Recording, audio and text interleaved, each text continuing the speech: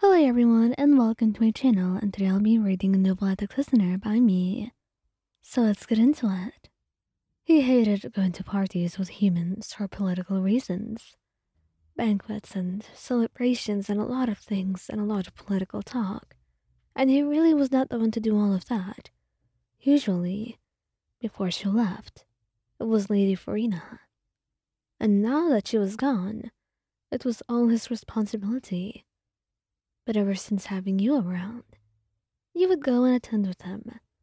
And usually, with you being much more social, you were able to make things much more easier. And you had a charm to you as well. So people often found you attractive, and it made things a lot easier at gatherings, since he was not the easiest person to be around.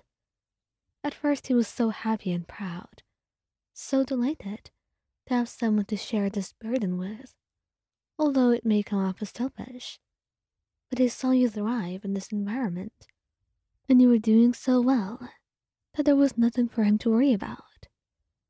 But maybe he had been too eager to see the negatives until he was hit by them all at once. It was a little bit startling and a bit too much when he saw those men, those businessmen. He doesn't really remember their names, but he knows them. He knows they're important in Fontaine. But that does not excuse their attitude, or the way that you're with them, laughing at their jokes.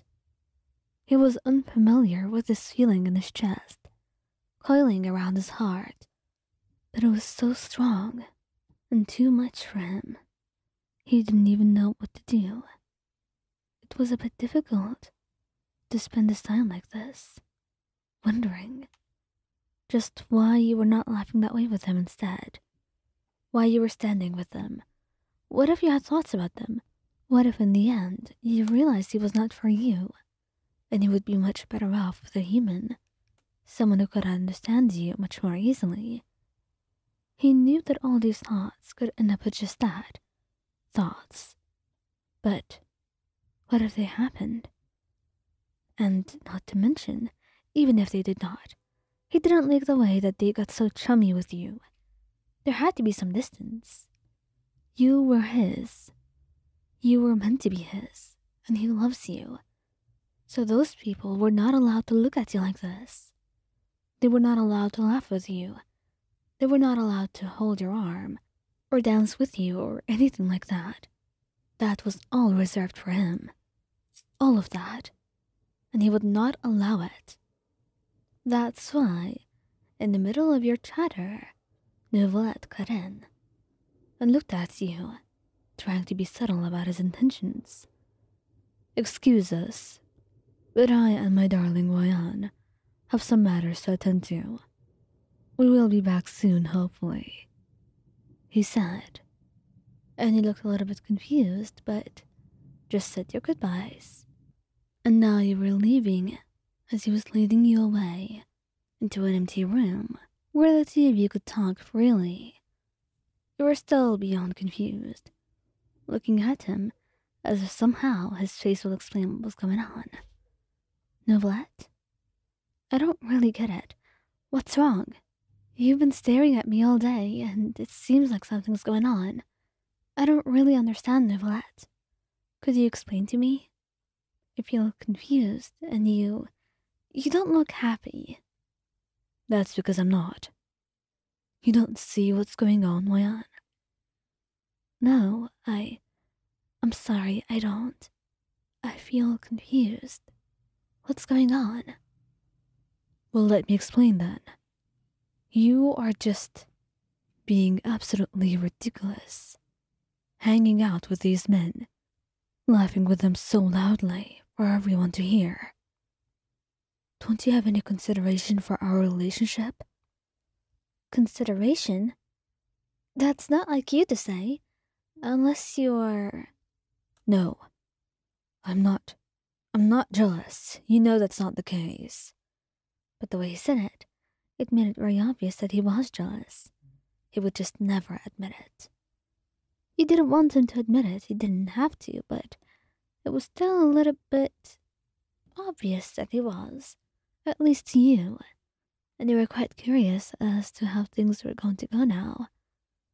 But as you looked at him, it seemed like he was very stubborn right now about what he wanted to do. Well, what are we going to do about this then, Neuvillette? You don't seem very happy with what I did. So tell me, what are you gonna do? I'm going to teach you a lesson, Wyan. I'll teach you how you're only meant to be mine, and mine alone, he said, and you shivered. You were not used to that intense vibe from him. It was nothing like how he usually was. But you're so startled that you just can't comprehend anything that he does after that.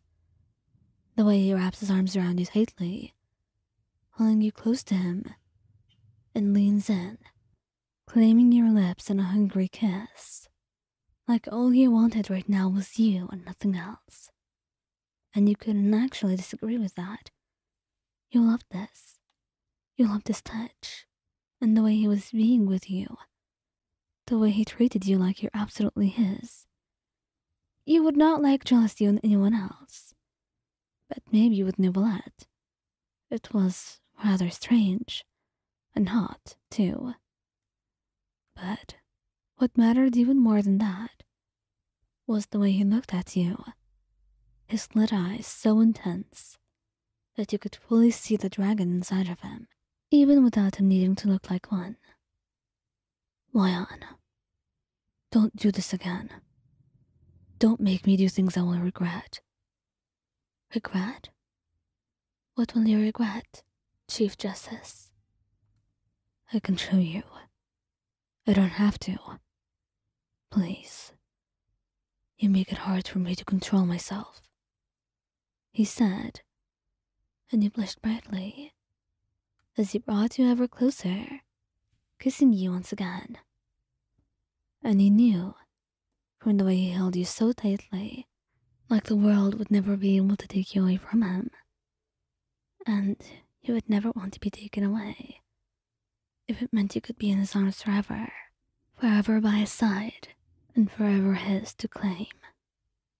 You would be his, always, and there was no challenging that. But sometimes, every once in a while, it would be nice seeing your dragon get a little bit jealous.